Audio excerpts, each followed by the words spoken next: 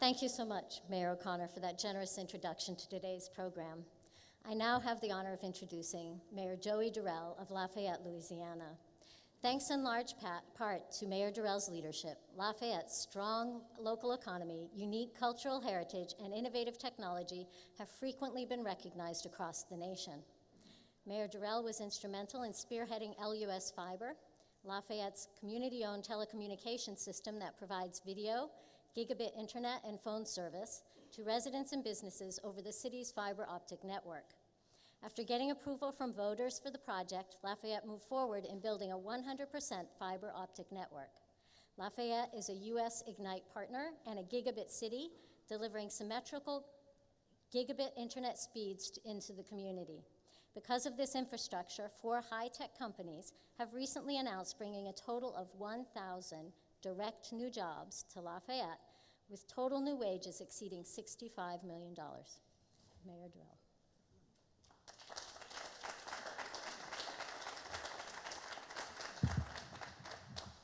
Well, I was asked to kind of talk about why is this important to the cities. Lafayette has a gigabit, but we also do an intranet. Within our city, we give gigabit for free.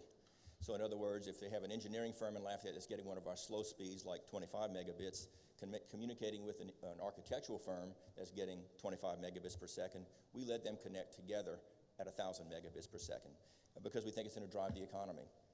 We know that all the things that we will talk about are important. Education, healthcare, digital divide, all those things are very, very important to why you want to do these in your city.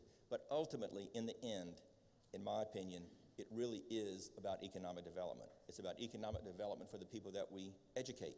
You know, what's the point of getting a good education if they can't support their families?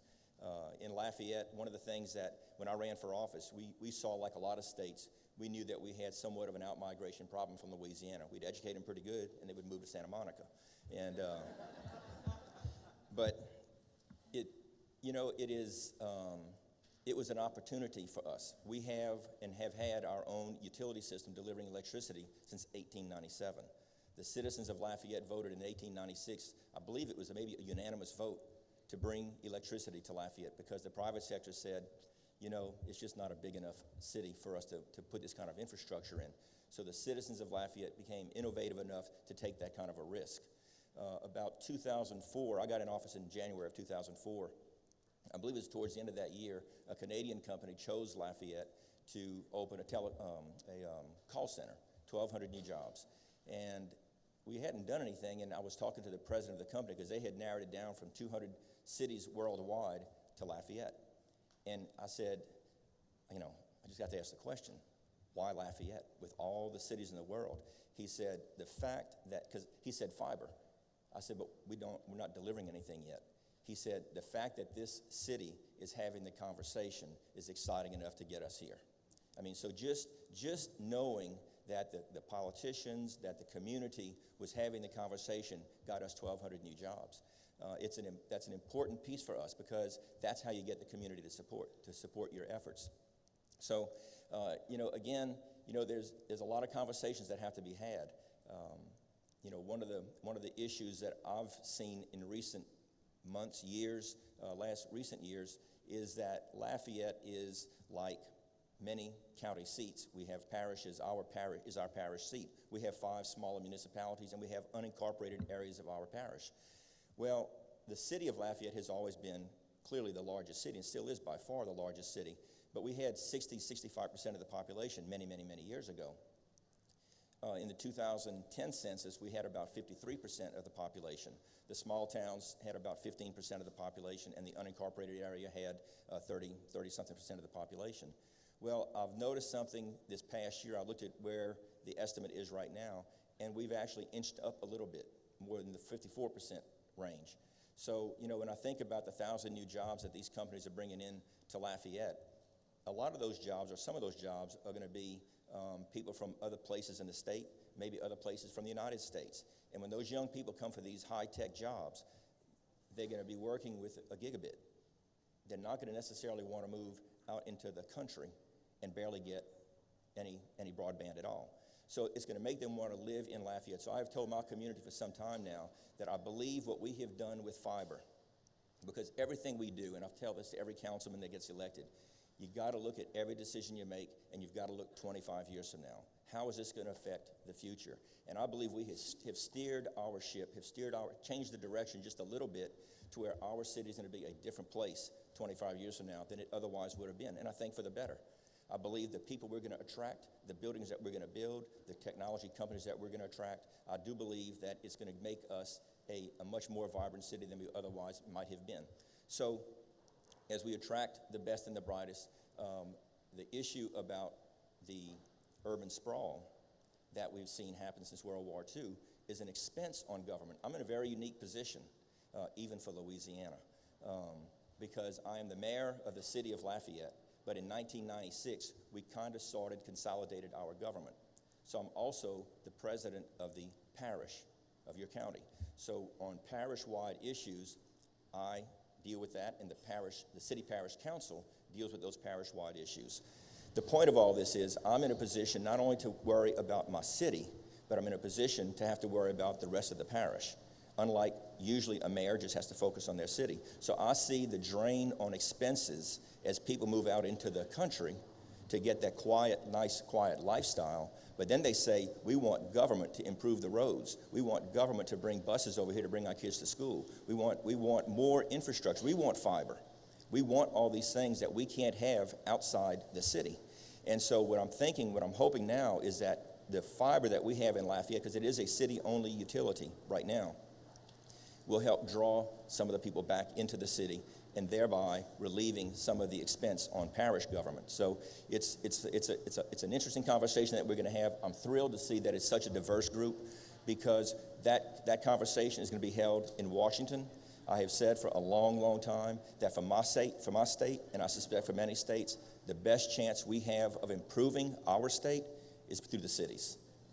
Because if my goal is to make Lafayette the best place in the country, in Louisiana, to live and raise a family, and the mayors in my competitive towns around Lafayette, around the state, have the same goal, we become kind of like a crystal. And instead of it being a detriment to our state, we become the thing that saves the state, because state government, as we'll talk about a lot during this conference, I'm sure, puts impediments in the way of cities and a lot of things other than just fiber. So I'm looking forward to that conversation. And Mayor, thank you for hosting this. You've got a great, great city. I always have people, when we have a nice day like this in Lafayette, people say, man, if only we could have this 12 months out of the year. I said, if we did, they'd call us South California. So, thank you very much, and I look forward to the conversation. Thank you, Mayor Durel. Finally, let me introduce to you Mayor Andy Berke of Chattanooga, Tennessee. Chattanooga, Tennessee is home to the fastest, most pervasive, and least expensive gigabit internet service in the Western Hemisphere. Owned and operated by their municipal electric power distributor, EPB, the system includes over 8,000 miles of fiber optics. Under Mayor Berke's leadership, Chattanooga has leveraged gigabit infrastructure to elevate the focus on startups and the creation of an innovation district. Chattanooga is fast becoming a leader in innovation and technology.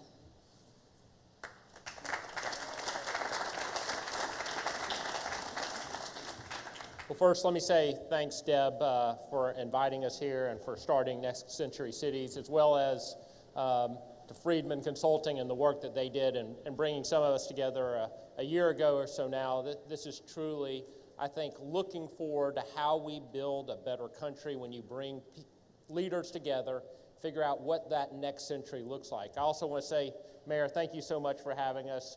I got to walk around a little bit last night and to see the number of people out on the pier and all the energy that's in this city. You truly have a great place, and we're privileged to be here. Anytime you talk about next century cities, you don't think about Chattanooga. Listen, I grew up there. I grew up in Chattanooga. And the last thing that I would have thought in my teenage years was that in 2014, somebody would have a conference called Next Century Cities, and one of the featured cities would be Chattanooga, Tennessee. And I think that's really a tremendous debt that we owe to what we've done with infrastructure and particularly with broadband over the course of the last 5 years. But I want to take a step back and talk a little bit about where we've been as a city.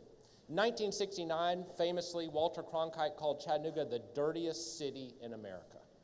Now, we had good news and bad news after that. The good news was that the air cleared up. The bad news was the air cleared up because all the industry went away.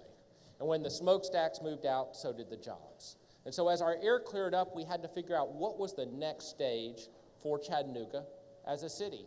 And we had leaders come together and start to think about what those future stages were to build a vibrant city and restore the core that we had of downtown. We had a waterfront plan, and Chattanooga became the only mid-sized city in America to lose more than 10% of its population in the 1980s to gain population in the 1990s. And we've built upon that over the course of the last several years. But even with all that, even with what we saw coming back into our downtown, we certainly did not have any kind of innovation economy as of just, let's say, 5 years ago. And then we saw high-speed broadband come. Initially came because EPB, our city-owned electrical utility, wanted to build a smart grid, again, to every home and business throughout the entire area. I think that's something that's really special and unique that I want to emphasize about our network that I hope people in this room are looking at. Every home, every business, 600 square miles, has access to this broadband internet and 1 gigabit speed. Now that is a tremendous opportunity. So what have we done with that as we built out this network? To me, even over the course of the last year, the excitement has been building. Let me start with, I think, how we approach this particular infrastructure that we have. We live in the innovation century, right? Everything that can be done by computers or robots in the future will be done by computers or robots. So what we have to add as humans is creativity and knowledge, and that critical word, innovation. Chattanooga is the home to the only U.S. manufacturing plant for Volkswagen. We make the Passat there. Anybody who wants to help our city, please go buy a Passat here in the near future. But if you go out and you visit not only Volkswagen, but the tier 1 suppliers that are located around it, you see robots that are building the car. There's nobody running with an engine from one station to the other. Everything's done by that. And just recently when Volkswagen announced its expansion, one of the things that they did was say that they were going to put 200 research and development jobs in addition to 1,800 manufacturing jobs because they understand the way that innovation plays a critical role in their manufacturing plant and in building the cars of the future. So as we approach our broadband infrastructure, we know that we have to take advantage of the unique place that gives us in the innovation economy. So now what do we have? We have startups, we have reverse pitches, we have an innovation district that brings together existing businesses, entrepreneurs, university and research, and creatives from all around our city and gives them one place to have the connections that truly spark innovation and creativity. We see a commitment to open government, whether that means open data, which we've seen, or innovation at the government level so that we can figure out how we best provide services using our innovative network and our high-speed broadband. All that is going on in Chattanooga, Tennessee. Now, this is a tremendous opportunity. I remember as I grew up going downtown as a teenager and thinking, this is a great place to take a date because you can be alone. Now what you see if you come to Chattanooga is this vibrant energy everywhere. Young people thinking about what the future of our country looks like. Existing businesses who interact with them and give them seed money to figure out how to grow their businesses. Bars and entertainment and restaurants and people who want to live downtown, as Mayor Durel said, this influx into the cities is real. And so for us, what I would say to close is Chattanooga has seen the problems and died in the 1970s. And what we've done over the last several years is come back and I'm proud to be here as a next century city. Thank you.